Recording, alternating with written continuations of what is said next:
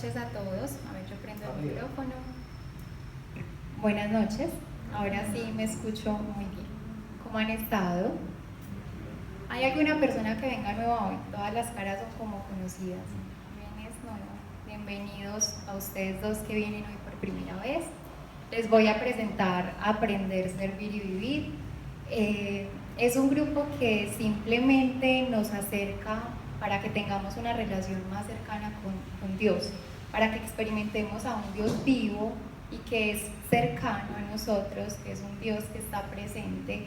Es más que una idea, una experiencia. Entonces esperamos que vuelvan. Tenemos grupo los martes, también hay grupo de Biblia los miércoles. En este momento las están dando virtuales, se pueden conectar y esperamos que les guste mucho.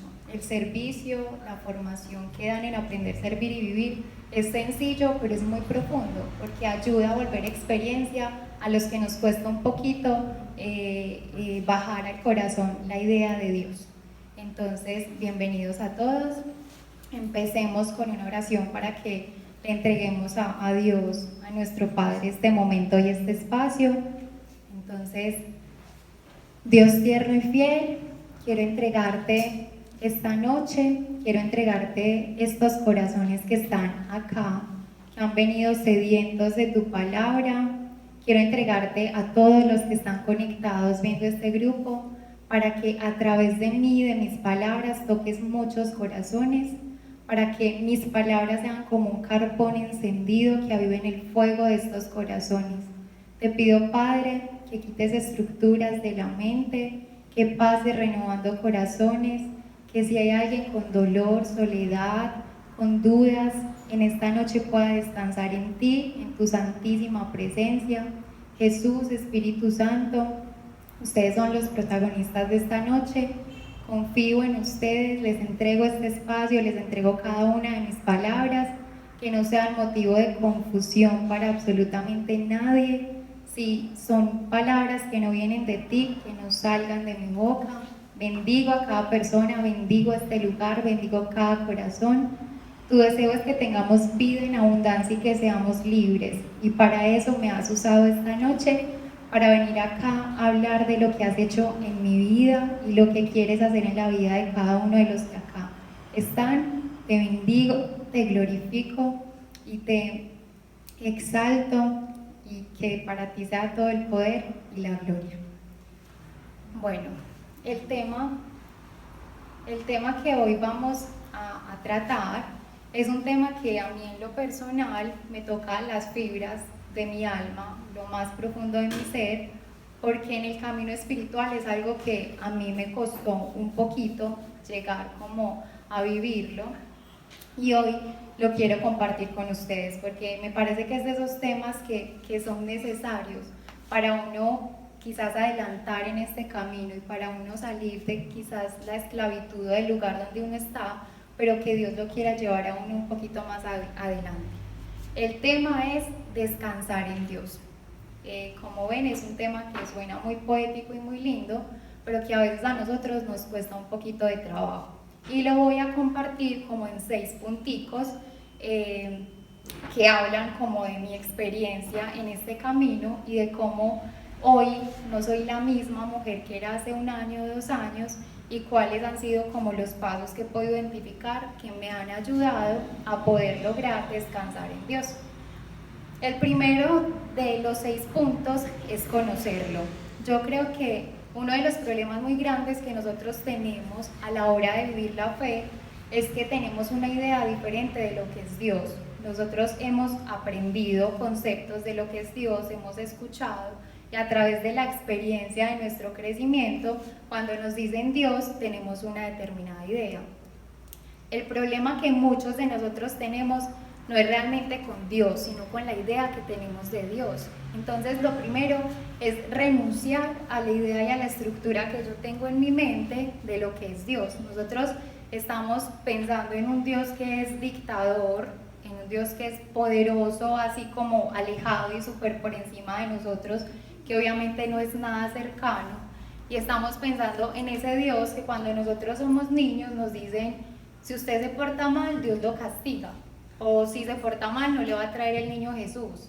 Y esas son todas las ideas que nosotros empezamos a entender de Dios, empezamos a vivir como desde el miedo y empezamos a entender como a un Dios al que hay que tenerle miedo, pero no al que hay que responderle con amor.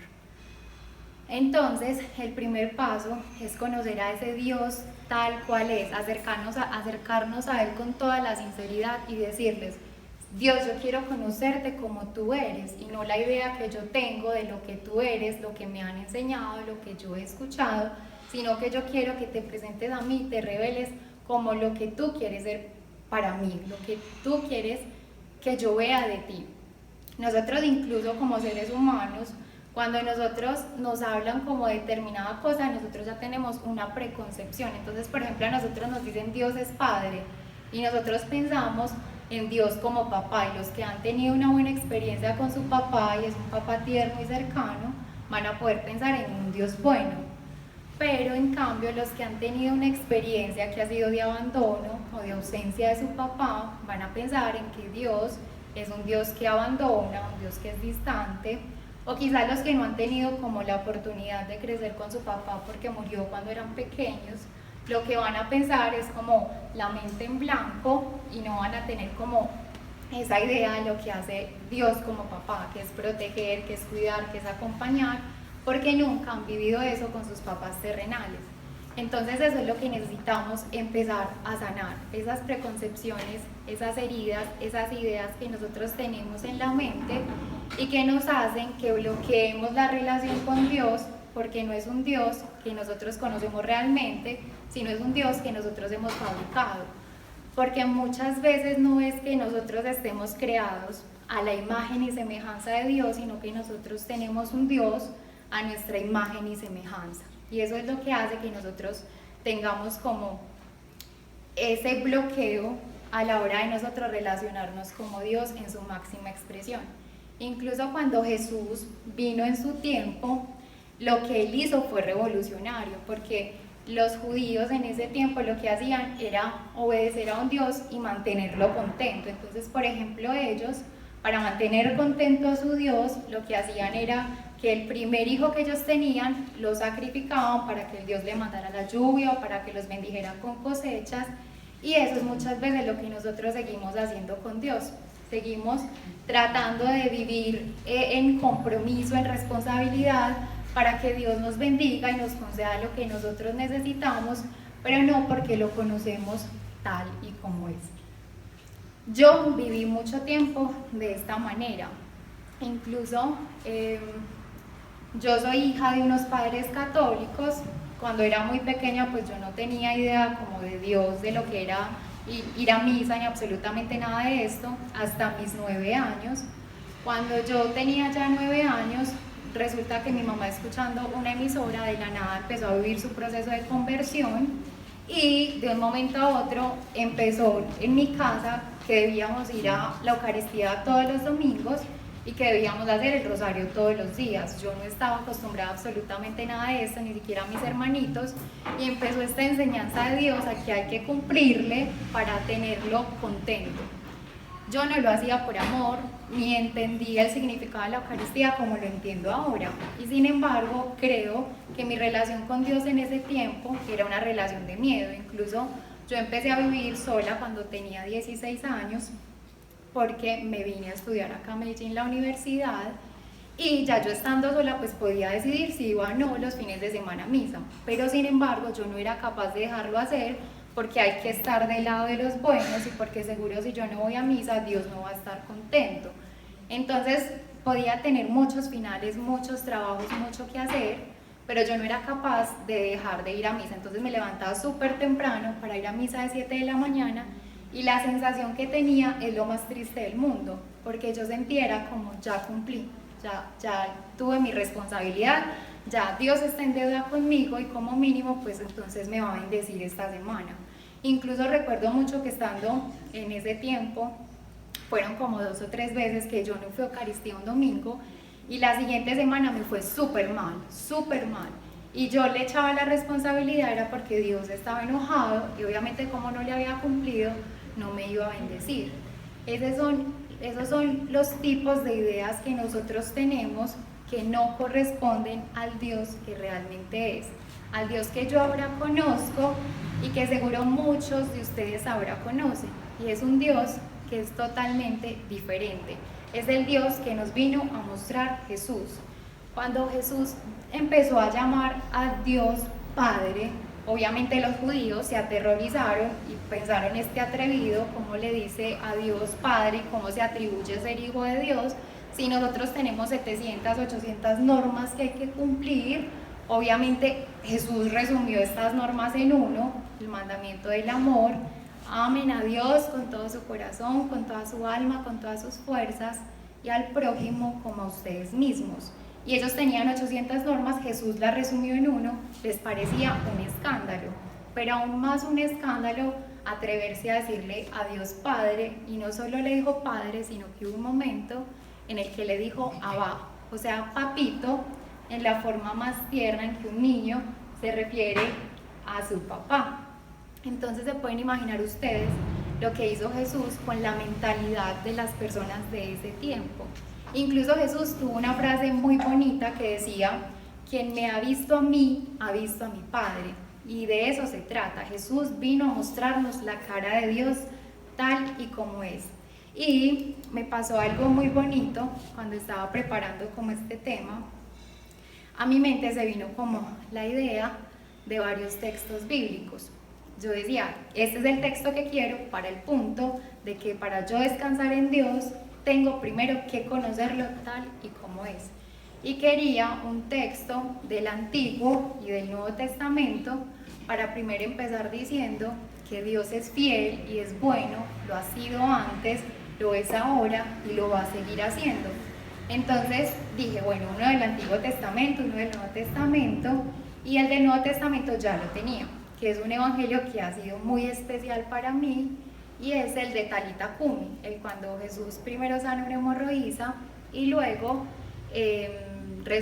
resucita a una niña de 12 años. Ese era el que yo había elegido según mi entendimiento y según lo que yo quería. Pero resulta que en el capítulo de antes, que es Lucas 7, estaba un evangelio que se me clavó en el corazón cuando lo leí. Y hay solamente dos diferencias, y esas dos diferencias hizo que Dios y yo nos decidiéramos por este evangelio para este primer punto de conocer a Dios tal y como es. Y se los voy a contar, no se los voy a leer. Ay, estoy hablando muy rápido, ¿cierto? ¿Sí? Siento como que se me va el aire. Bueno, gracias. Bueno, este evangelio está en Lucas 7, de los versículos 11 en adelante, y les voy a contar esta historia tan hermosa. Cuando Jesús hizo como el milagro de sanar a un siervo de un oficial, luego salió de ahí y se fue para un pueblo llamado Naín. Cuando iba en la entrada de este pueblo, en las puertas, vio que había un entierro que era del único hijo de una viuda. Y esta viuda estaba llorando y la acompañaba varias gente de esta población, pues del pueblo. Jesús sintió compasión, se acercó y le dijo, no llores. Tocó la camilla y la gente que llevaba la camilla se detuvo, soltaron la camilla. Jesús tocó al muerto y le dijo, a ti te digo, levántate. El muerto se sentó, ¿sabe? Este joven, y empezó a hablar. Y no solamente Jesús dejó el milagro ahí, sino que tomó a este joven y se lo entregó a su madre. ¿Cuáles son las diferencias con el texto de Talita Cumi? Son dos. La primera es que estamos hablando de una viuda. Y en el tiempo de judío, en el tiempo de Israel, habían muchas cosas que eran impuras. Y además de muchas cosas que eran impuras, como por ejemplo, los que sufrían de lepra no se podían tocar, porque ya pasaban la impureza. Por ejemplo, los animales de casco como los cerdos eran impuros, muchas de estas cosas, y adicional a que habían muchas cosas impuras, habían muchas normas, también se le sumaba el hecho de que habían personas que no se consideraban importantes, como lo eran las mujeres y los niños menores de 12 años. Ellos no tenían como ni poder político, ni podían hablar, ni entrar como a ser muy participativas a sinagogas o a este tipo de reuniones. Y si una mujer de hecho ya no era importante, imagínense ustedes el hecho de ser una mujer viuda, lo que significa que las mujeres viudas que no tenían hijos ya prácticamente estaban como desahuciadas, o sea, ya prácticamente eran para que estuvieran abandonadas y ya en poco tiempo pues para la muerte, ya muertas porque finalmente pues no tenía quien viera por ellas, quien trabajara por ellas, quien respondiera por ellas. Entonces en este texto hablan de una mujer que ya no tiene esperanza, era su único hijo, se había muerto, ella era viuda. Era una mujer sin esperanza, como muchos de nosotros podemos estar hoy, sin ninguna esperanza. Y sin embargo, dice que Jesús sintió compasión. Esta palabra me parece hermosa y es el segundo punto. Es una viuda, una mujer sin esperanza, ya desahuciada, cero importante, descartada por el mundo. Jesús la ve, se acerca, le devuelve lo más preciado, pero aparte dice que sintió compasión. Hay un autor que a mí me encanta, se llama Max Lucado y escribe de una manera muy profunda y muy sencilla. Y él define esta palabra compasión y dice que no es como que Dios sintiera pena eventualmente por la humanidad, sino que se trata de que Dios siente lo que nosotros sentimos. Y la traduce y dice que viene del griego que es esplagnisomai, que traduce como se me mueve el vientre, y viene del hebreo que es amor con útero, y las que tenemos útero somos las mujeres. Entonces explica cómo la compasión es el hecho de que Dios no está alejado de nosotros, sino que Él está con nosotros en nuestra soledad. Siente la lepra del leproso, el dolor del que está dolorido, la soledad del que está solo. Y por eso en ese tiempo no le quedaba más remedio que ir a sanar la herida del que estaba adolorido, porque Él en su compasión, es decir, en sentir lo que nosotros sentimos, no le queda más remedio de que entrar ahí a socorrernos. Por eso el primer punto es conocer a Dios, porque a nosotros se nos olvida esa parte del Dios compasivo y tenemos la idea y la estructura del Dios castigador, del Dios dictador o del Dios que nos dicen que es Padre, pero no podemos asociar adecuadamente esta palabra de Padre porque no tenemos una buena experiencia, porque no conocemos un Padre tierno o porque simplemente nunca lo hemos tenido. Y nos cuesta mucho bajar de la mente al corazón lo que realmente es Dios. Entonces, con este pasaje les quiero presentar como primer punto a un Dios compasivo, que siente lo que nosotros sentimos y que además es capaz de devolvernos la esperanza y lo que para nosotros es más importante. Y aparte esa palabra que dice no llores, me parece la palabra más hermosa y más sensible, porque significa que de verdad el dolor nuestro le importa. Y acá, para terminar con este primer punto, que era como cortico, pero ya me extendí, les voy a contar una pequeñita historia que trata del tema y a mí me impresiona mucho. Estaban su maestro y un discípulo, y al discípulo le estaba costando mucho la parte de conocer a Dios. Y se le acerca a este discípulo, aprovechando que el maestro está solo, y le dice: maestro, yo quisiera preguntarle cómo hago para conocer a Dios. Yo ya lo he intentado de muchas maneras, he hecho lo que usted ha dicho, pero yo no lo puedo conocer, yo no lo conozco, yo no lo escucho y tampoco lo veo. Entonces el maestro se quedó mirándolo y se quedó en silencio. El discípulo se quedó muy decepcionado y pensaba: seguro le parezco muy mal alumno, seguro le parezco un tonto y que esas preguntas tan bobas, o seguro él tampoco sabe. Y se fue, y así se quedaron varios días, hasta que un día se fueron como para un río y estaban cerquita este discípulo y su maestro. Y de un momento a otro el maestro lo toma por la cabeza y lo sumerge como 60 segundos. Ya cuando al final lo suelta, sale este discípulo sin poder respirar, como estoy yo, y le dice: maestro, casi me ahogo, pues ¿qué hizo? ¿Por qué me estaba sumergiendo de esa manera? Y el maestro le responde: cuando tú estabas sumergido ¿qué era lo que más anhelaba? ¿Qué era lo que más pensabas? ¿Qué era lo que deseabas y no se salía de tu mente? ¿Qué no cambiarías que no hubieras cambiado por absolutamente nada? Y el discípulo le responde: cuando yo estaba sumergido, lo único que yo quería era aire, lo único que yo anhelaba era poder respirar, salir del agua y poder respirar, poder sentir el aire entrar en mí. Y entonces el maestro le responde: cuando tú anheles y desees a Dios de esa misma manera, ahí lo vas a poder conocer. ¿Y qué quiere decir esto?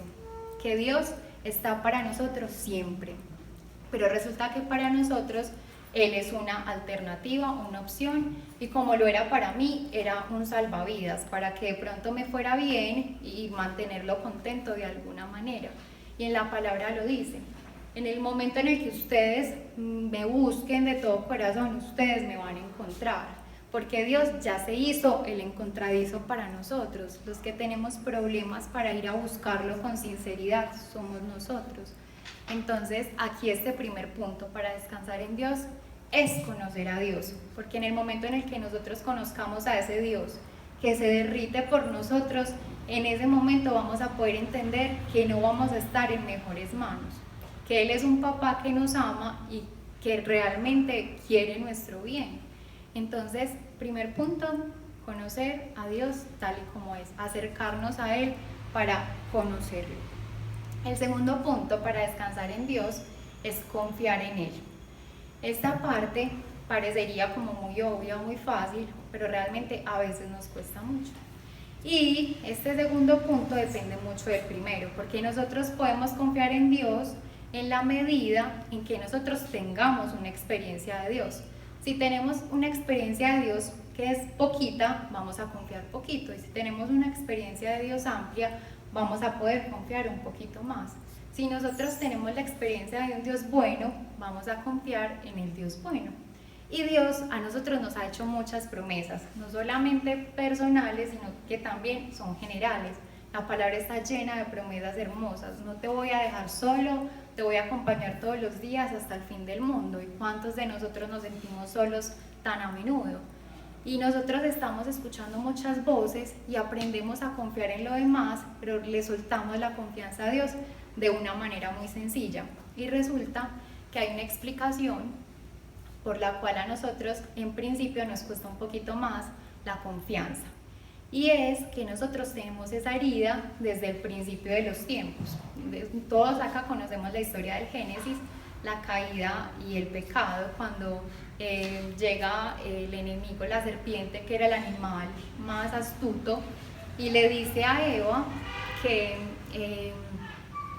si es verdad que Dios les había dicho que no podían comer de ningún fruto. Obviamente Eva le responde que no, que Dios les había dicho que no podían comer del fruto del árbol que estaba en el centro del jardín, que porque si lo comían, se acercaban a él, morían. Y la serpiente le dice que no iban a morir, que Dios bien sabía que en el momento en el que ellos comieran de ese fruto, se les iba a abrir los ojos y iban a saber la diferencia entre el bien y el mal. Eso está en Génesis 3, para que bien juiciosos lo lean cuando quieran en estos días. Y esta historia para decirles que realmente nosotros, siempre que nos preguntan cuál fue el pecado de Adán y Eva, nosotros podemos identificar que la desobediencia es verdad, la soberbia son los que más comúnmente decimos, pero resulta que un pecado, o más bien una herida que aquí surge, es la desconfianza. ¿Por qué? Porque Eva desconfió de las intenciones de Dios cuando escuchó la serpiente. ¿Y qué es lo que estoy diciendo con esto? Que Dios le había dicho a Eva que si comían del fruto iban a morir, pero cuando la serpiente le dijo a Eva que eran mentiras, que lo que Dios quería era evitar que ellos fueran como dioses y que se les abrieran los ojos y vieran el bien del mal, Eva empezó a ver apetitoso ese fruto y fue y comió de él y le dio al hombre. Si ustedes piensan, el trasfondo de todo esto es que si Eva se hubiera acordado de las palabras de Dios, si Eva hubiese creído que realmente si comían de ese fruto iban a morir y que realmente la intención de Dios era protegerlos y no evitar que ellos fueran otros dioses, quizás no hubieran caído en tentación. Entonces es una de las primeras razones que hay para que la confianza nos cueste un poquito, que nosotros tenemos herida esa confianza. Venimos desde el principio de los tiempos desconfiando de las intenciones de Dios, que cuando Dios nos quiere cuidar, nosotros realmente estamos diciendo, Él está evitando que nosotros seamos como dioses y se nos abran los ojos, cuando realmente lo que Dios quería era proteger a sus hijos. Esa es una de las primeras causas que vienen de la desconfianza.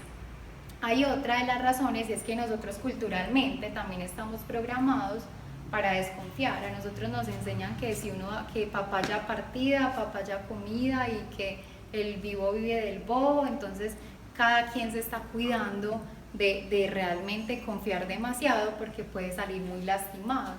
Y es más, me acuerdo de una historia en este momento que a mí me impresionó mucho, y es de un padre y un hijo, no es real, para que no se vayan a asustar, que él le estaba enseñando como ciertas lecciones, y le dijo al niño como, mijo, hoy le voy a enseñar una lección que es la más importante y le va a servir mucho para la vida.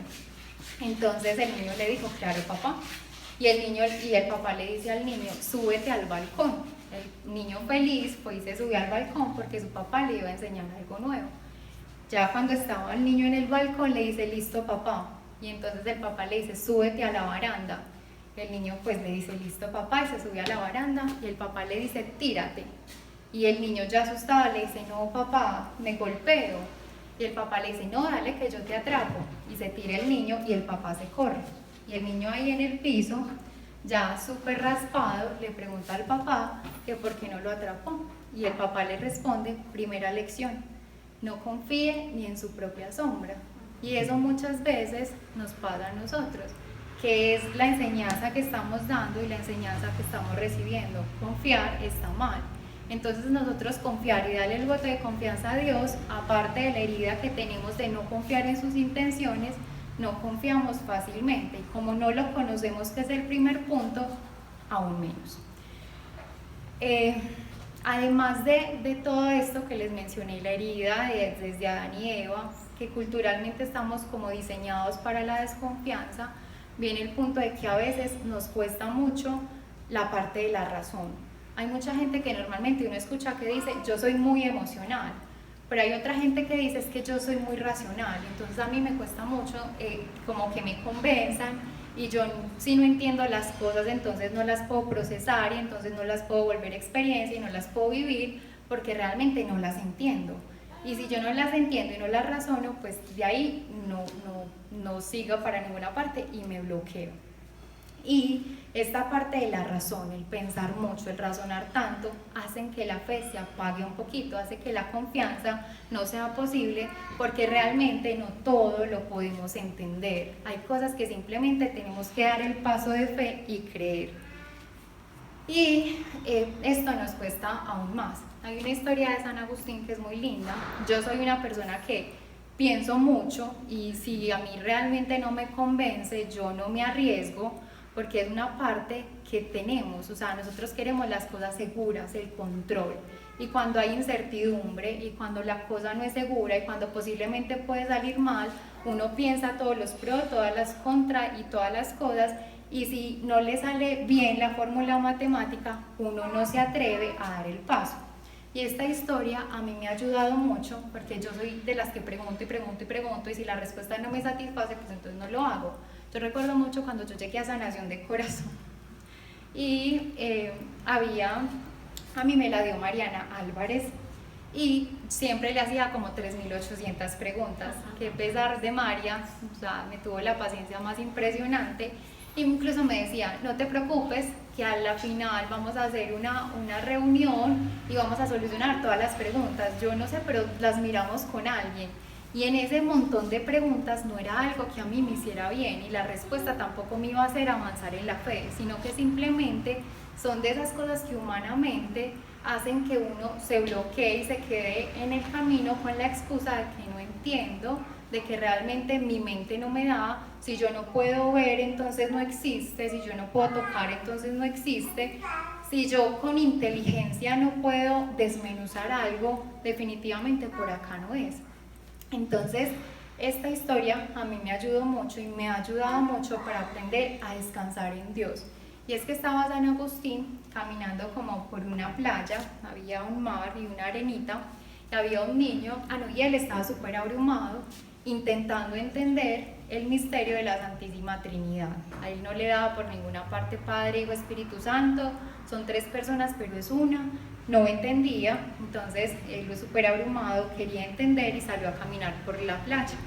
Cuando más adelante vio a un pequeño, era un niño muy lindo que estaba jugando en la arena y tenía un baldecito, y constantemente este niño tomaba su baldecito, se iba para las aguas, se devolvía para la arena, y así lo hizo muchas veces. Entonces San Agustín, muy curioso, se le acercó y le dijo, pues, y lo observó. Y cuando vio lo que estaba haciendo, que tenía un hoyito cavado, que iba al agua y echaba el agua en el hoyito, le dice, niño, ¿qué haces? Y entonces el niño le responde, es que voy a echar toda esta agua del mar a este hoyito que acabé de hacer.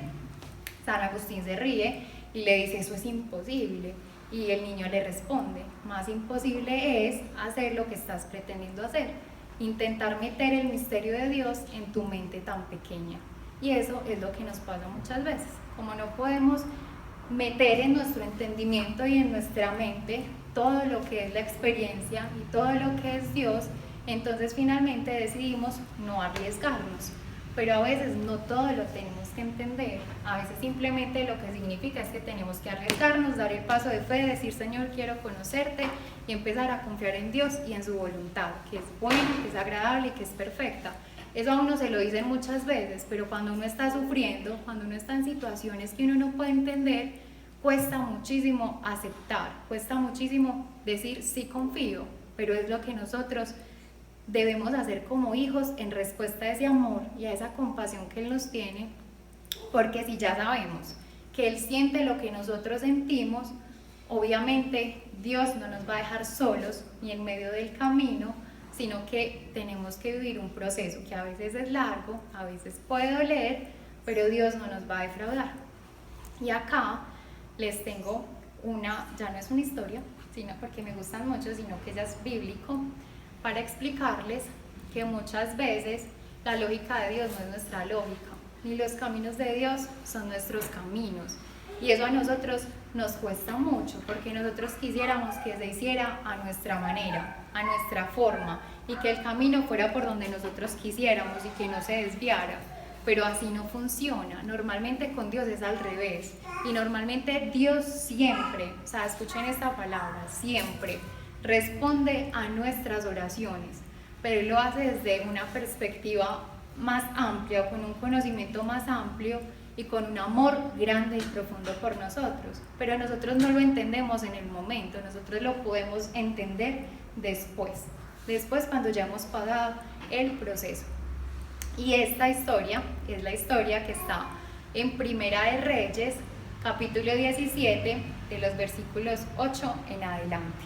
Y ustedes pues han escuchado de Elías, que Elías estaba como en una fuente, en un tiempo donde no estaba lloviendo, Dios lo había mandado como a un pozo y los cuervos lo estaban alimentando.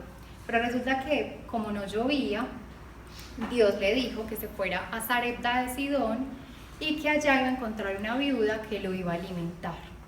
Entonces Elías obedeció, se fue para Sarepta, y allá, cuando estaba en las puertas de esta ciudad, vio a la viuda que estaba cortando leña, y Elías la llamó y le dijo, dame agua. Esta viuda obviamente obedeció, se fue por el vasito de agua, y cuando se iba a ir por el vasito de agua, Elías la volvió a llamar y le dijo, ven, pero primero tráeme un pedazo de pan. Y esta viuda le responde, que viva el Señor tu Dios, que yo no tengo pues nada que darte de comer, solo tengo una tinaja con harina, con una porción de harina, y tengo una orza que le queda un poquito de aceite. Entonces Elías le dijo, y aparte agregó esta viuda, estaba cogiendo leña para preparar un pedacito de pan para mí y para mi hijo, y después comérnoslos y esperar a morir, porque era lo único que tenían, no les quedaba nada más. Entonces Elías le dijo: haz como has dicho, pero antes de ir a preparar para ti y para tu hijo, antes hazme una tortica pequeña a mí y luego haces para ti y para tu hijo, porque dice el Señor que la tinaja no se vaciará y que de la orza de aceite no se va a acabar hasta que mande la lluvia. Pensaría uno, porque les cuento este evangelio, que Dios realmente pues no tiene como sentido de lógica. Si se supone que que Elías necesita que alguien lo alimente, lo manda para donde una viuda, ya les había dicho que son sin esperanza, que además son pobres, que tenía un hijo y que aparte solamente tenía una porcioncita de harina y solamente le quedaba una porcioncita de aceite.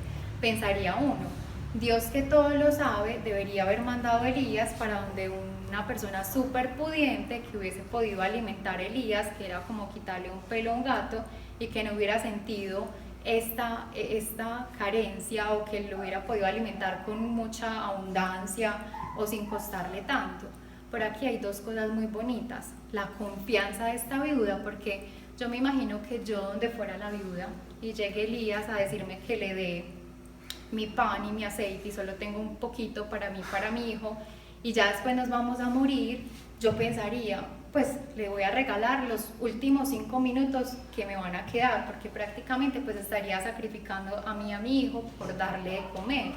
Y lo otro es que realmente la confianza de esta mujer se ve recompensada, porque como Elías le dijo, pasó. Nunca se le acabó la harina hasta que llovió, ni tampoco se le acabó el aceite. Y ahí es donde entra la confianza que ponemos en Dios. Por muy raro que parezcan sus planes, por muy ilógicos que parezcan, por muy difíciles de entender que sean, siempre se va a ver recompensada y siempre va a ser muchísimo más de lo que nosotros esperamos, y van a superar nuestro entendimiento o incluso nuestra petición. Entonces, para descansar en Dios hay que conocer quién es realmente. Hay que empezar a confiar en Él y dar pasitos, aunque no entendamos, aunque parezca difícil, empezar a confiar en Él y decirle: sí, le he dado la oportunidad a muchas cosas, ya te voy a dar la oportunidad, porque además con Dios no corremos riesgos. El tercer punto para descansar en Dios, o que ayuda en este camino, es entregarle todo. Es entregarle todo y abandonarnos. Sí que cuesta, pero cuando ya nosotros hemos recorrido los 2 primeros pasos, ya podemos tener un poquito menos de miedo.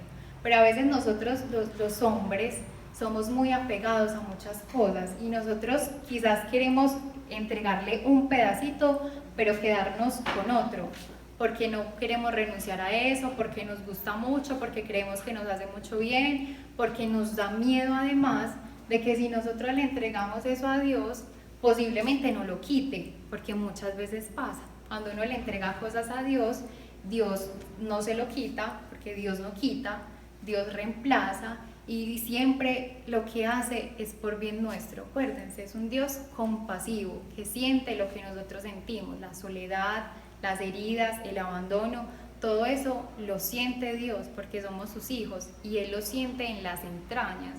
Como una mamá siente el dolor de su hijo. Yo creo que muchas mamás quisieran sufrir los dolores de su hijo para evitarle que el niño sufra. Eso le pasa a Dios con nosotros. Él nos da luz todavía hoy, Él nos tiene en sus entrañas hoy, en su corazón, como hijos que todavía se están gestando. Y a nosotros nos cuesta mucho creer eso, pero así es. Jesús vino a presentarnos el Padre, y así se presentó Jesús cuando pasó haciendo milagros durante sus años de vida pública. Entonces, entregarle todo es un paso importante, abandonarnos, no quedarnos con nada, porque eso significa, o eso es una expresión de lo anterior, de que estamos confiando en Dios, y ya nos vamos a acercar a Dios y decir: vea, Señor, esto es lo que soy, esto es lo que tengo, esto es lo que hay, tome, pues haga usted, muéstreme qué hago. Y entregar significa dejar en las manos de Dios, no entregar un ratico y luego decirle: ay, es que me arrepentí, devuélvamelo, o yo lo quiero para mí.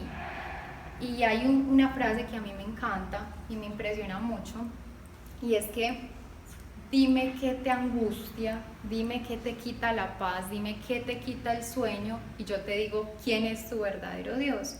Porque muchas veces nosotros decimos, sí, yo creo en Dios, Dios es mi Dios, pero realmente nos portamos y vivimos como si nosotros todavía fuéramos huérfanos y no hemos entendido la verdad y la realidad de que nosotros somos hijos. Y cuando uno es hijo del Señor más rico, del más poderoso, uno no se porta como el hijo del sirviente, ni se viste como el hijo del sirviente, ni camina como el hijo del sirviente. Uno se porta a la altura del hijo del rey, del hijo del más poderoso, del más rico. Nosotros todavía no hemos aprendido a vivir de esa manera y todavía estamos teniendo los poquitos y las sobras y escondiendo lo que medio tenemos para que no se nos vaya a acabar. Y no somos capaces de soltárselo al que todo lo tiene, y al que todo lo maneja, y al que todo lo controla, y al que todo lo sabe, porque se nos olvida que Él todo lo sabe, y queremos esconder todo como si Él no supiera, como si fuera ajeno a Él. Y realmente lo único que está esperando es que nosotros le entreguemos ese dolor, que le entreguemos esa persona, que le entreguemos ese miedo, que le entreguemos la incapacidad de nosotros mismos entregarnos, porque incluso eso hay que entregárselo a Dios. Señor, me cuesta amarte, me cuesta amarme, me cuesta amar a otros, me cuesta este camino espiritual, me cuesta mantenerme en el camino, me cuesta, es que Dios no pide sino sinceridad, y esa entrega, ese soltarle todo, significa eso, la honestidad de nuestro corazón, entregándole a Dios que lo sabe, que lo conoce todo, todo.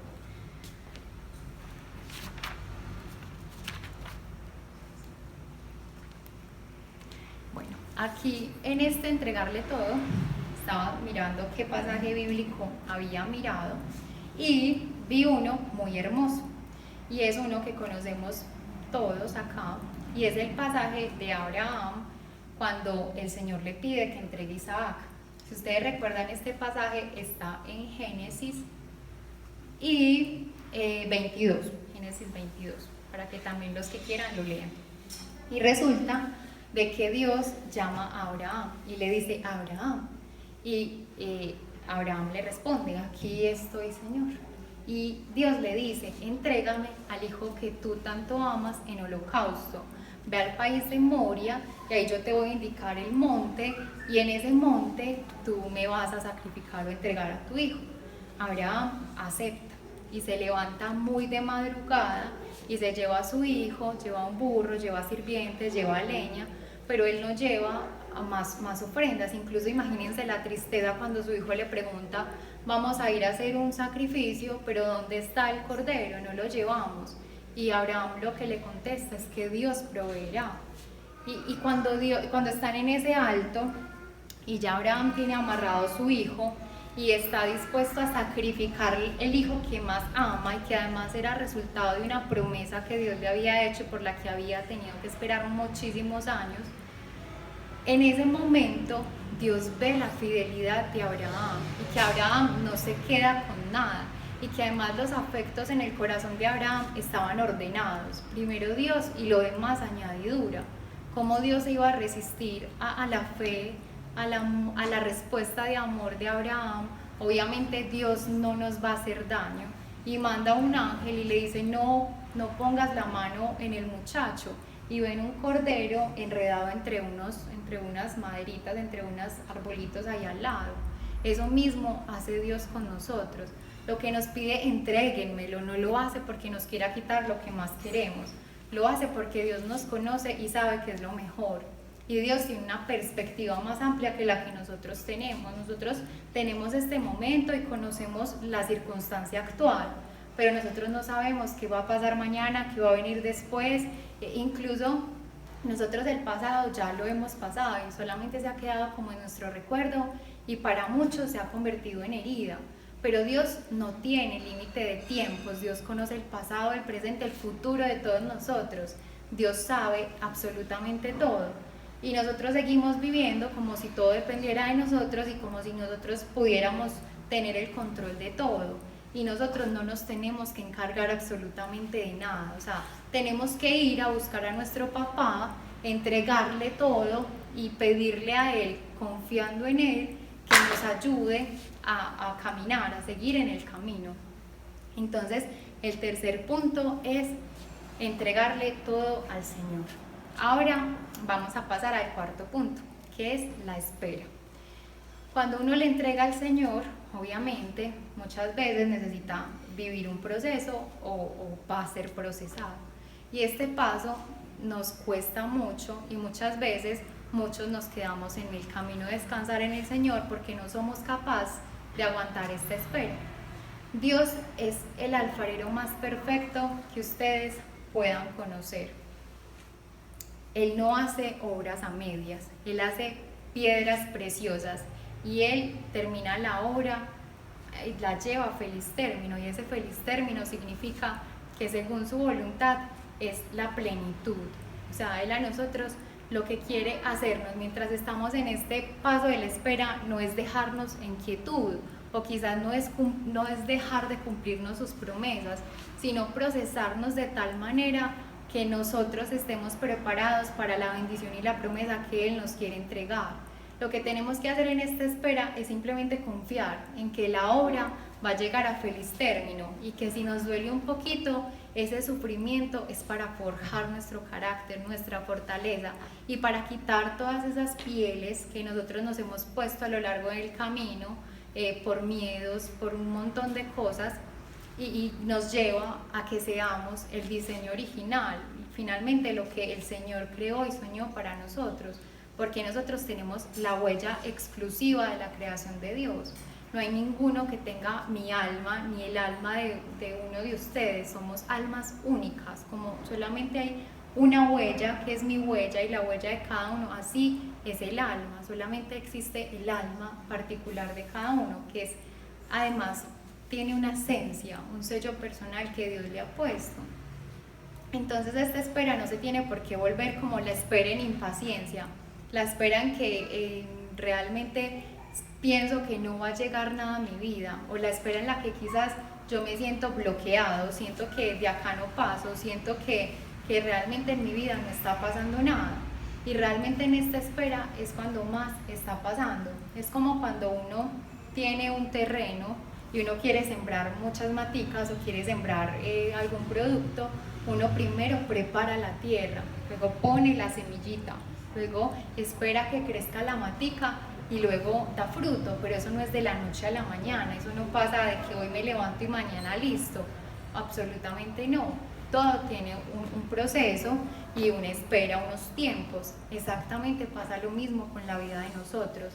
Somos procesados, a veces es doloroso, a veces nos toca esperar, pero realmente la espera tiene su fruto. Dios no desilusiona a nadie que haya esperado en Él. Si ustedes piensan en todas las promesas que Dios ha hecho, todos esperaron. Abraham esperó como 25 años, José esperó como 13 años, todos esperaron, pero nosotros solamente nos acordamos de la parte bonita en que recibieron la bendición, pero se nos está olvidando que todos tuvieron que vivir este proceso de la espera y de la preparación. Aquí, en la palabra que usé, es una palabra que es muy especial para mí, que es de Habacuc, que es capítulo 3, versículo 2. Es capítulo 2, versículo 3. Yo lo tengo en un pastelito atrás. Y es una promesa que yo hoy les quiero regalar a todos, porque finalmente no me la regaló ayer, ni tampoco me la regaló la semana pasada, me la regaló hace 2 años. Y apenas en este momento de mi vida es que yo puedo ver como los frutos de la espera, o quizás mi interior renovado, o mi interior diferente a como yo pensé hace 2 años que eso no era posible, porque finalmente casi me quedo en la espera. Yo les conté cuando les conté mi testimonio, que cuando yo pensé que Dios no contestaba ninguna de mis oraciones y que Dios tenía para darle a todo el mundo menos a mí, yo le dije no más, pues ya terminamos. Le terminé a Dios y dije no, pues ya yo no voy a seguir. Sí. Por favor, no me busques más. Ya la verdad yo dije no más y terminé ya mi relación, pero yo no fui capaz porque era lo que conocía y era lo que mi alma deseaba. Y yo continué, gracias a Dios, pero la espera me costó mucho. El sentirme como digo, el sentir que el Señor estaba rehaciendo en mí y quitando cosas y cambiando de lugar cosas, realmente hizo que a mí me asustara y que me diera miedo. Y eso fue en un momento, me dolió. Y en otro momento fue que yo no sentía absolutamente nada, era el silencio más impresionante de la vida, o incluso yo pensaba que conmigo no iba a pasar nada. Yo me sentía tan infinitamente estancada que yo decía, si yo no voy a salir de acá y si me voy a quedar acá toda la vida, pues yo no entiendo cuál es el sentido de estar caminando en fe y de estar en este camino espiritual, porque finalmente me siento cansada de sentirme ignorada por Dios, me siento cansada de estar esforzándome tanto y de que yo no vea nada, porque finalmente mi vida espiritual era un trabajo donde yo hacía que Dios lo mantenía contento, porque entonces yo creía que ir a misa y hacer muchas cosas me tenían que servir y me tenían que adelantar en el camino, pero no se trata de eso, porque finalmente no se trata de conquistar a Dios, se trata de dejarnos conquistar por Dios, y nosotros lo vemos al revés. Nosotros estamos trabajando por agradar a un Dios, pero desde la respuesta de la obligación, no desde la respuesta del amor. Y ahí es donde nos estamos equivocando. Se trata de nosotros esperar a que Dios nos conquiste, porque es su amor el que llena el vacío del interior del hombre, y es con ese amor que nosotros podemos empezar a hacer que lo que somos nosotros dentro empiece como a florecer, y finalmente así podamos amar al que está a nuestro lado, no desde la carencia, no desde la soledad, sino finalmente desde el amor, que es el amor que busca el bien del otro en todo momento, no es que el otro esté satisfaciendo mis necesidades. Bueno, ya este es el paso de entregarlo todo. La promesa de Habacuc, se las quiero leer para que se las lleven en su corazón para su vida. Esta me la regaló el Señor hace 2 años y finalmente hoy le encuentro sentido y la veo como con tanta esperanza cuando esté en este proceso de la espera, que también se las quiero regalar a ustedes. Y dice, Habacuc, capítulo 2, versículo 3. Esta visión espera su debido tiempo, pero se cumplirá y no fallará. Si se demora en llegar, espérala, pues vendrá ciertamente en el momento preciso. Lo que dice esta promesa es que lo que Dios nos ha prometido, aunque es una promesa en este momento, se va a cumplir, y que con certeza va a llegar en el momento preciso. Y dice momento preciso, no en nuestro momento como nosotros quisiéramos, pero va a llegar. Bueno, este es el 4.º punto de la espera. Ya pasamos al 5.º punto de descansar en Dios, y es la gratitud. A Dios le interesa mucho la actitud que sus hijos tienen en la espera. No es esperar de cualquier manera, no es esperar diciendo es que nada me toca a mí, es que no va a pasar nada en mi vida espiritual, es que me siento abandonado y no me siento visto por Dios, sino que a Dios le interesa que sus hijos sean agradecidos. Y este paso a veces nos cuesta mucho. La palabra en Filipenses dice, agradezcan en todo tiempo, preséntele a Dios sus peticiones, pero con acción de gracias. Y la paz que sobrepasa todo entendimiento nos la va a regalar. Es la voluntad de Dios en Cristo Jesús. ¿Qué significa? Que hay que agradecer cuando estemos bien, pero también agradecer cuando no estemos tan bien. Hay que agradecer en la enfermedad, pero también en la salud. Y nosotros damos gracias cuando estamos bien quizás, pero se nos olvida dar gracias cuando no estamos tan bien. Y aquí es donde tenemos que exasperar o expresar de la mejor manera la confianza en Dios, y es darle gracias cuando no todo está bien y cuando estamos en este momento de la espera, porque sabemos que algún día vamos a ver la respuesta de Dios hecha milagro en nuestra vida. Entonces, en este dar gracias es muy importante, o nos sirve mucho una cosa, tanto en el paso de la espera como en este dar gracias, y es recordar. Recordar es una palabra que resignifica nuevamente, y cordar viene de cordis, corazón, es pasar nuevamente por el corazón. No sé si ustedes han escuchado cuando dicen que recordar es vivir. En palabras sencillas es eso. Cuando uno recuerda lo que Dios ha hecho por uno, cuando uno recuerda que uno era de determinada manera hace 2 años, 3 años, o que le faltaba esto hace 1 año, 2 años, y Dios se lo dio, o cuando recuerda la sanación que tuvo un amigo, cuando recuerda todas esas cosas, hace que la fe crezca en uno y que uno pueda seguir dando gracias.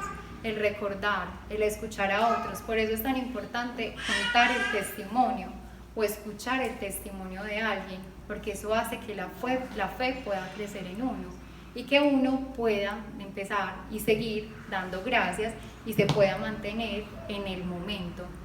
Dar gracias, aunque muchos realmente pensamos, pues sí, yo doy gracias de vez en cuando y agradezco a Dios por lo bueno que me da, pero qué tal que Dios solamente nos dejara en la vida por lo que nosotros nos acordamos de darle gracias.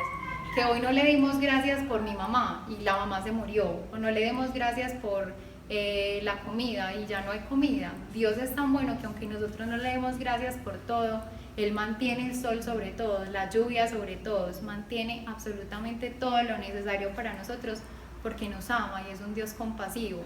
Y en respuesta a ello, en respuesta a la confianza que debemos o que deberíamos tener en Él para descansar en Él, demos gracias en todo momento.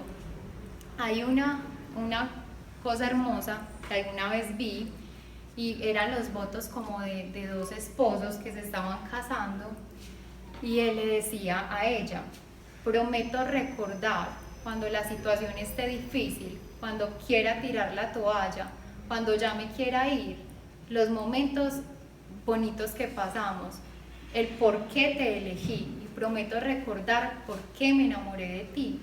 Cuando yo veía esos votos, realmente eso lo tenemos que hacer con Dios, incluso con el amigo, con todos, porque recordar hace que nosotros mantengamos el corazón agradecido y además hace que la fe se avive en el corazón y que finalmente seamos capaces de mantenernos en esta espera.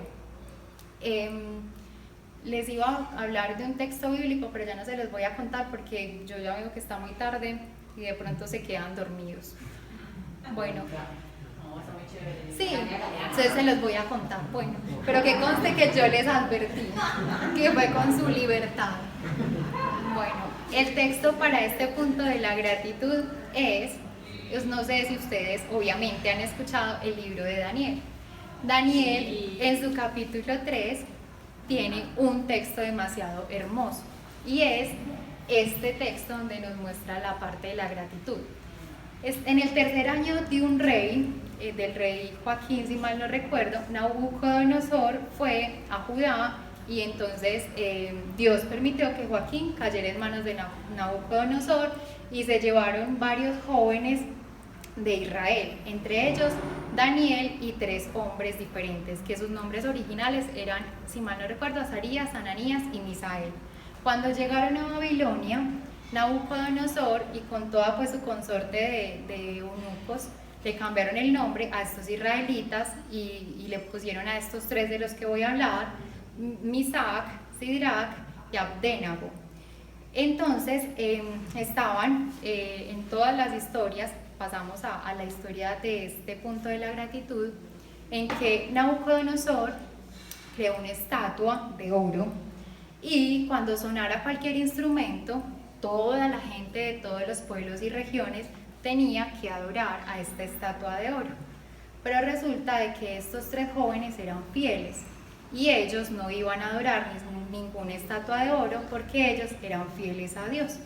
Y los caldeos fueron a ponerle la queja a Nabucodonosor y le dijeron: ¿cómo es que estos 3 judíos suenan los instrumentos y no adoran a tu Dios de oro?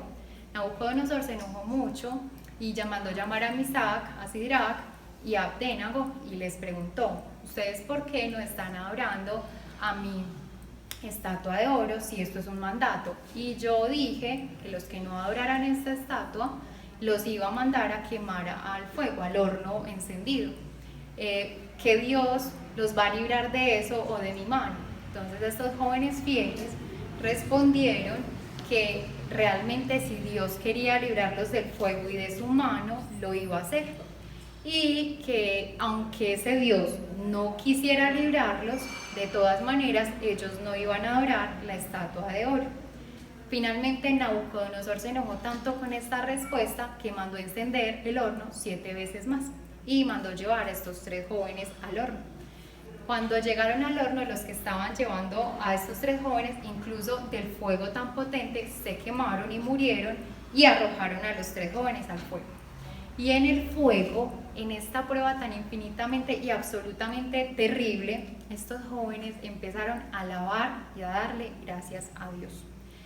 En medio de las llamas, ellos estaban adorando a Dios. Yo creo que si hubiera sido yo, hubiera estado enojada de que me dijeron que iba a tener que caerme al horno y hubiera empezado a ser quejumbrosa y a renegar. ¿Cómo es que he sido fiel? ¿Cómo es que he sido buena? Y me has mandado para el horno, porque eso hacemos nosotros. Nosotros empezamos a decir, es que yo no me lo merezco, es que yo no he sido tan mala, como si Dios nos debiera a nosotros. Y estos jóvenes dicen que si Dios no quiere, igual que los tiren al horno. Y ahí en ese horno empiezan a darle gracias a Dios. Y Dios manda un ángel, y entonces los que están afuera ven a un cuarto hombre que parece como un hijo de Dios porque es muy hermoso y entienden que es un ángel. Y cuando ya apagan el fuego, sacan a estos 3 hombres y están intactos. Ni el vestido, ni un solo pelo se les incendió, ni siquiera huelen a candela, a humo, ni siquiera huelen a llama. Y Nabucodonosor glorifica al Dios de estos 3 hombres y les dice que verdaderamente su Dios tiene poder. Entonces miren lo que hace una acción de gracias incluso en medio del fuego, en medio de la situación más difícil en la vida en la que nosotros podamos pasar. Alabemos y démosle gracias a Dios, porque Dios va a mandar un ángel, porque Dios va a venir en nuestra ayuda. Y no solo eso, va a servir para los otros, los que no creen, los que están a nuestro alrededor, puedan glorificar a Dios. Bueno, aquí ya pasamos al 6.º punto y este es el último para que ya se sientan muy animados y tiene que ver, pero no he visto a nadie dormido, ya le hubiera hecho la pregunta. Bueno, el 6.º punto que tiene que ver con esta historia de estos 3 jóvenes y es el permanecer.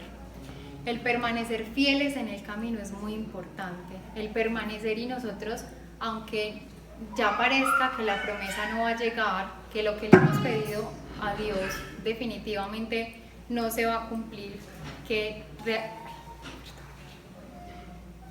realmente no va a llegar nunca lo que estamos pidiendo, lo que estamos esperando, permanecer en el camino. Como les dije, yo me iba a quedar en la etapa de la espera, pero permanecí y pude ver la respuesta de Dios, porque Dios siempre responde en bien de sus hijos.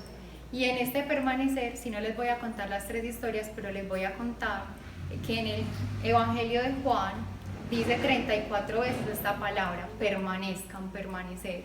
Y ustedes saben que Juan fue uno de los discípulos íntimos de Jesús, junto con Pedro y junto con Andrés, que compartían con él muchos momentos especiales de Jesús, eran íntimos de Jesús, y fue el único que permaneció a los pies de la cruz acompañando a su maestro.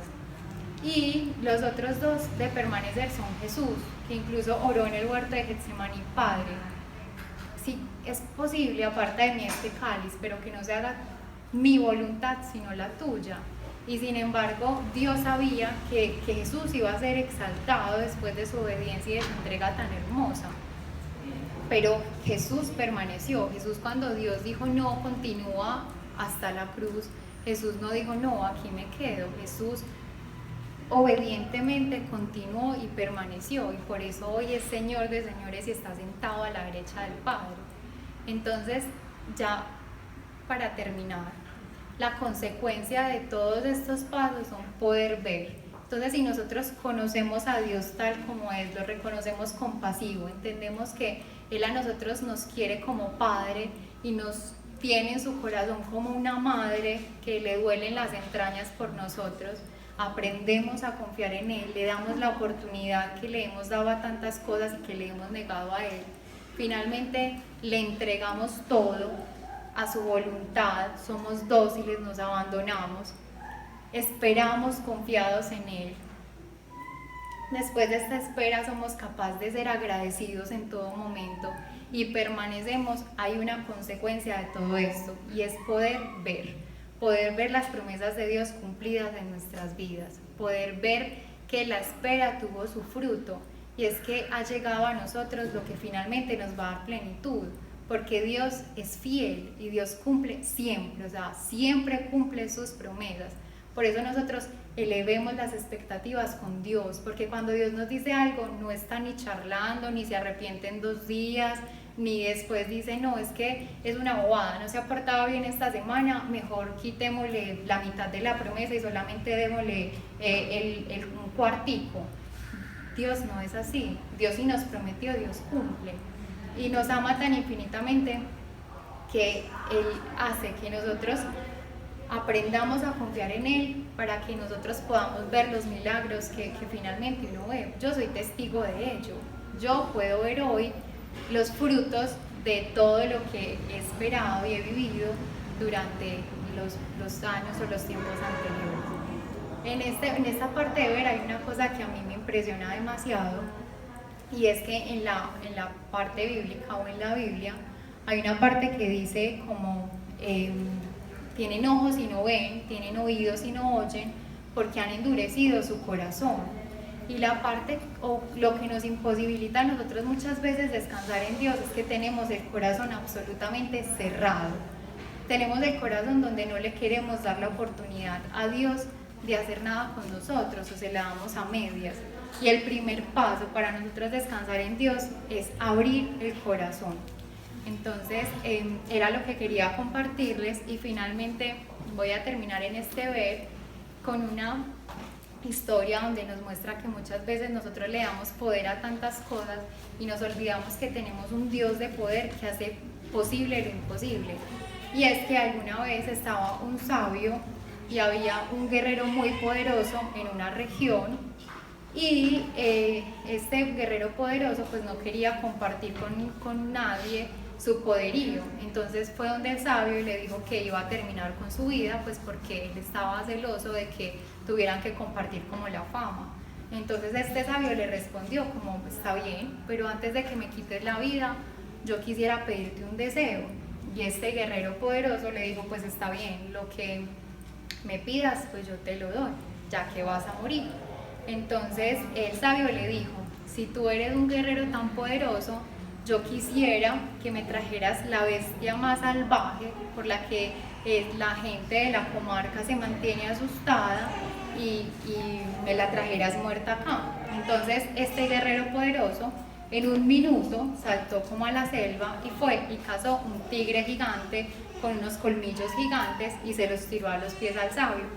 Y entonces el sabio le dijo, efectivamente eres poderoso, pero si no quisieras que hubiera duda de poder en ti, y no quisieras que nadie fuera reconocido como el más poderoso, te voy a pedir otra cosa. Y este poderoso guerrero le dijo, está bien. Entonces el sabio le dijo, devuélvele la vida. Y resulta de que ya este poderoso guerrero no podía devolverle la vida al tigre.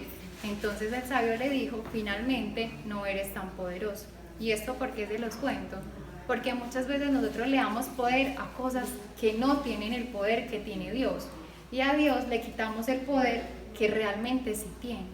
Entonces el llamado, con todo lo que les he contado hoy, es a eso, a que nos atrevamos al menos a hoy, que nos vamos como con el corazón antojado de ir a decirle, Señor, quiero conocerte tal y como tú eres.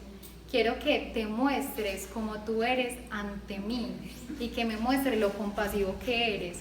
Yo le he dado la oportunidad a muchas cosas y yo te voy a dar la oportunidad. Si no eres el Dios que yo he creído en todos estos años, muéstrame cuál realmente es tu rostro, cuál realmente es tu mirada, cuál realmente es tu voz.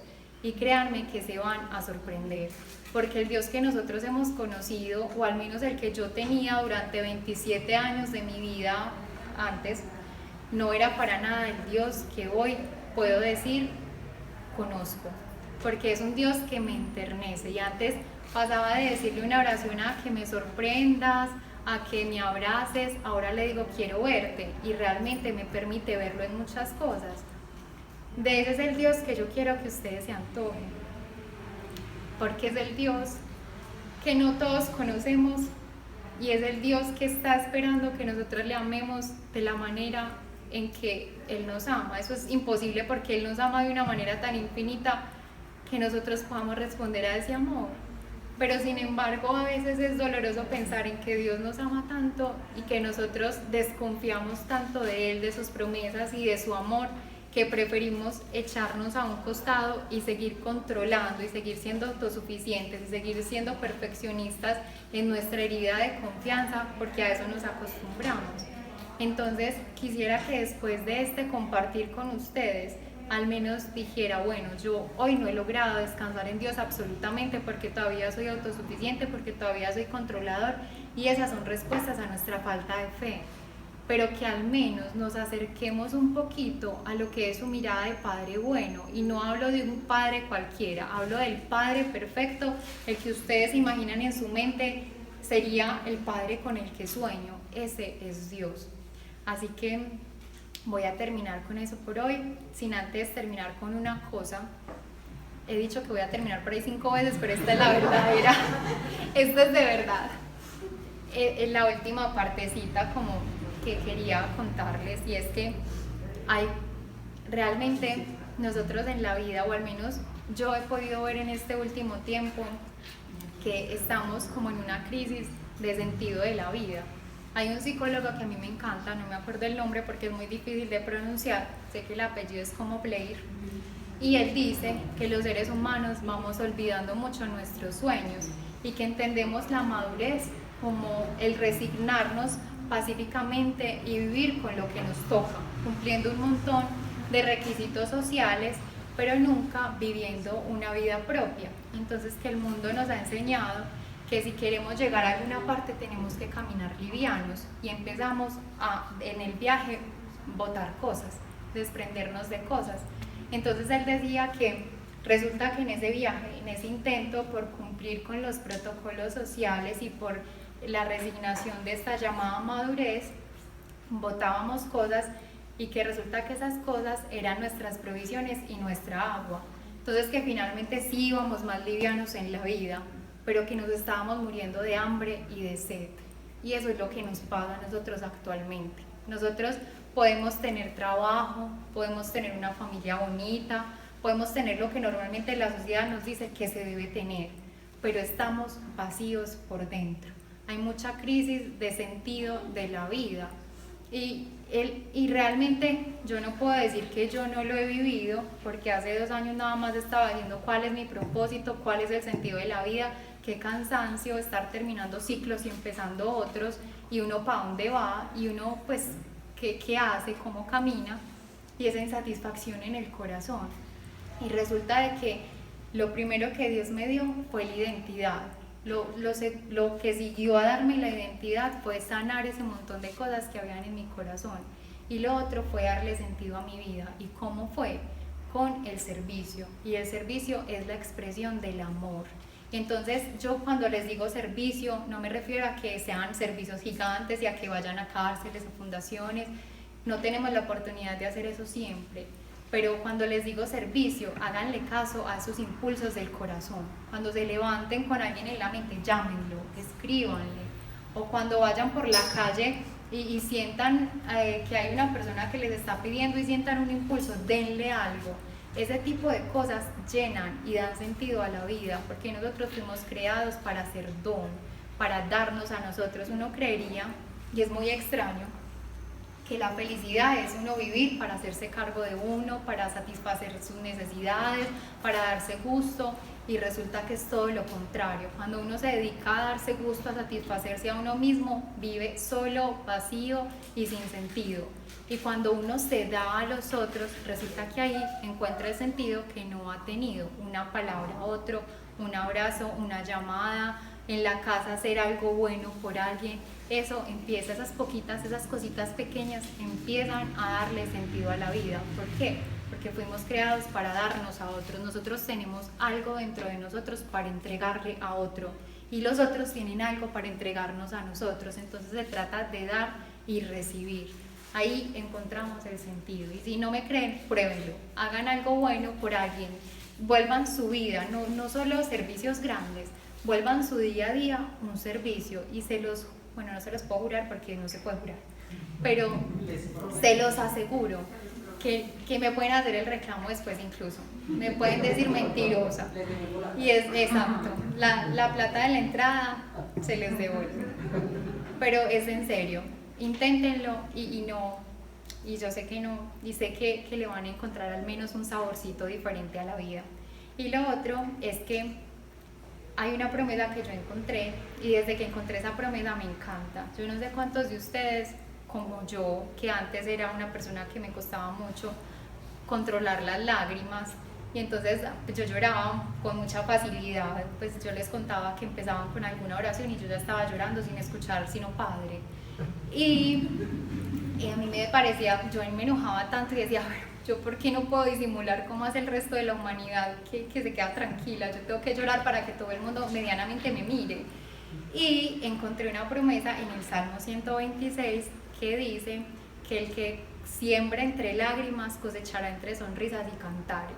Y yo puedo dar fe absolutamente de eso. Yo no tengo una vida perfecta, ni tampoco no tengo problemas en mi vida, pero yo hoy puedo decir que soy una mujer plena, y que quizás muchas de la lista que yo tenía que cumplir muchas cosas a esta edad, a esta otra edad, no he hecho ni la mitad, y yo ni siquiera me siento frustrada, porque lo que yo he encontrado es más importante que cualquier tipo de deseo o anhelo que yo pueda tener. Entonces, cuando ustedes tengan alguna lagrimita por ahí, no la desperdicien, vayan a donde Dios y entréguensela, y les aseguro de que el Señor les va a cumplir la promesa de que la van a cosechar entre sonrisas. Ahora sí, terminé. Bueno, Oración. Paulita, Oración final. les voy a dar un regalo. Paulita va a hacer la oración final. Ay, aparte, ahorita cuando Paulita termine de orar, aquí hay unos sobrecitos con unas cositas que hay para ustedes. Realmente yo soy muy simbólica, pues mi memoria es muy simbólica, y yo les dije que uno de los impedimentos más grandes para uno descansar en Dios es abrir el corazón. Y hay unas manillitas con una llavecita, un corazoncito, y los hombres es un candadito y una llavecita para que siempre que la miren puedan recordar, tengo que abrirle el corazón a Dios. También hay una promesita personal para cada uno, y hay 3 oraciones diferentes. Hay una que es la de Charles Foucault, que es Padre, me abandono en tus manos, haz de mí lo que quieras, y hay otra que es un salmo que me encanta, que dice: levanto mis ojos a los montes, ¿de dónde vendrá mi auxilio? Para que nos acordemos que el auxilio viene del Señor, que hizo el cielo y la tierra, y que nuestro guardián no duerme nunca. ¿Por qué preocuparnos si tenemos quien nos cuide siempre? Y la otra es otro salmo que dice que el Señor nos sondea y que nos conoce, y que no le somos desconocidos ni cuando nos levantamos, ni cuando nos acostamos, y cuando subimos Él está, y cuando bajamos Él está. Si Él está siempre, ¿por qué no buscamos al que nunca nos deja? Entonces ahí les queda el detallito. El de los hombres es este negrito, y el de las mujeres pueden coger cualquiera de los dos. La diferencia cuál es, que estos de colorcitos es corazoncito con llave, y estos negritos es llave con candadito. Entonces maluco de los hombres con un corazoncito, por eso los separé. Ellos también tienen su corazoncito. Como quieran, aquí no se le niega nada a nadie. Bueno, y la sorpresa de la noche, Paola, en la oración final. La primera sorprendida soy yo. Ay, venga, no me la no vaya, para que puedan escuchar desde acá la oración de Pablo, que así la escuchan. Yo no. ¿Verdad? ¿Sí me pongo el micrófono? Sí, bueno. Papito Dios, gracias. Gracias, Señor, por la revelación que has entregado a Joana y que ella hoy generosamente nos compartió. Papito Dios, en serio te pido que nos ayudes a despertar en cada corazón ese anhelo por conocerte, ese anhelo, Señor, de que realmente vivamos una vida en torno a ti, Señor. Por favor, ayúdanos a recordar que no estamos solos. Ayúdanos a recordar que tú inclusive nos cargas en las peores tormentas de nuestra vida, Señor. Papito, hazte más presente, hazte más tocable, agarrable, abrazable, Señor. Tú sabes que dependemos mucho de nuestros sentidos, Señor. Ayúdanos con eso, papá, ayúdanos. Nosotros sabemos que estás aquí, pero a veces necesitamos ese toque especial tuyo, Señor, que nos permitas experimentar con nuestros sentidos tu cercanía, tu interés en nuestra vida y ese infinito amor y misericordia que sientes por cada uno de nosotros, papá. Yo te pido, Señor, en el nombre poderoso de Jesús, que nadie se vaya hoy a dormir sin antes haber hablado contigo, sin antes haberse tomado el tiempo de darte gracias o de pedirte algo o de desnudar su corazón con toda la carga que puedan traer, Señor. Atráenos todos los días más a ti, papá, porque te necesitamos infinitamente, pero aún nos cuesta entenderlo. Todo te lo pedimos en el nombre poderoso de Jesús. Amén, amén y amén.